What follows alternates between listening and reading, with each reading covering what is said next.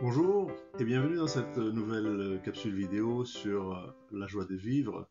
Je suis Shlomi Lévy, hypnothérapeute, coach et j'aimerais partager avec vous une pensée qui devrait accompagner chacun dans sa vie pour atteindre cette joie de vivre plus facilement.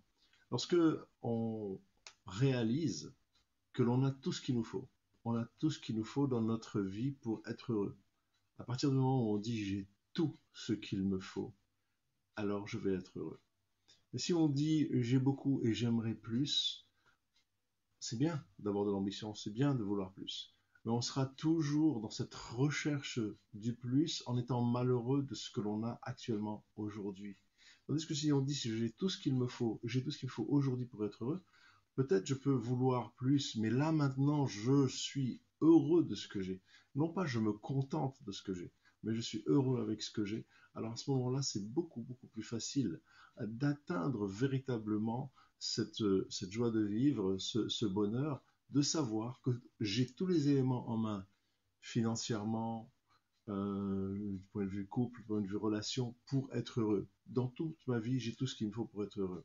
Même si je veux aller de l'avant, je veux changer certaines choses, mais à présent, lorsque je réalise ça intellectuellement et émotionnellement, après, je peux avancer et aller vers autre chose. Ça, d'accord, ça oui, mais c'est une première avancée déjà.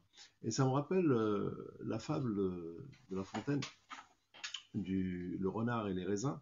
Alors, elle est très courte, la fable de La Fontaine, le renard et les raisins. Je vais juste vous la citer ici.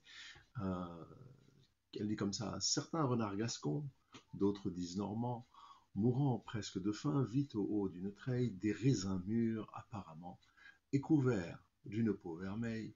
Le galant en eût fait volontiers un repas, mais comme il ne pouvait atteindre, ils sont trop verts, dit-il, et bons pour des goujats, fit-il pas mieux que de se plaindre.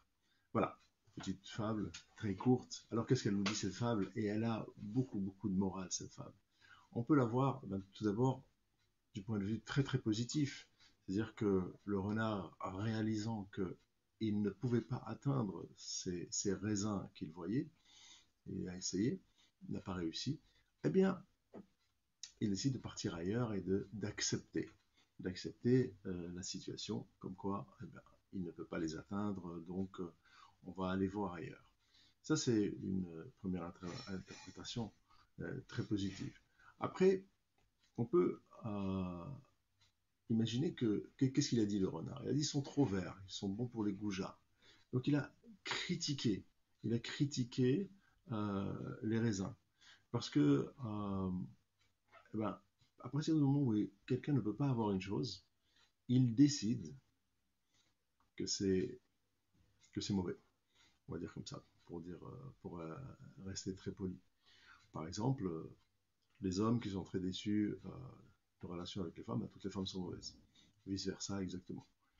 Donc, au lieu d'accepter la réalité des choses, la vraie nature des gens qui sont différents, chacun est différent, non, on va généraliser, tous les raisins sont mauvais.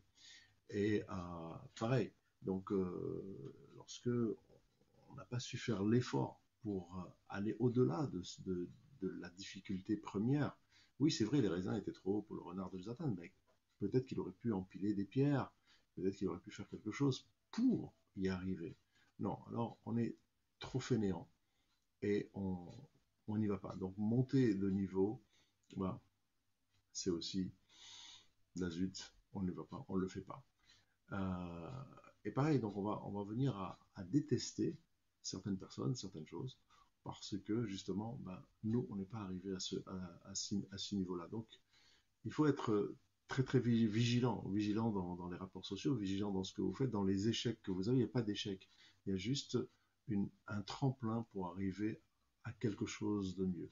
Alors, autre chose par rapport au renard, qui aurait pu se passer, c'est que par exemple, un autre renard vient, lui, il essaye, il fait monter des pierres, et en montant des pierres pour essayer d'atteindre les raisins, il se blesse, il tombe, il se blesse.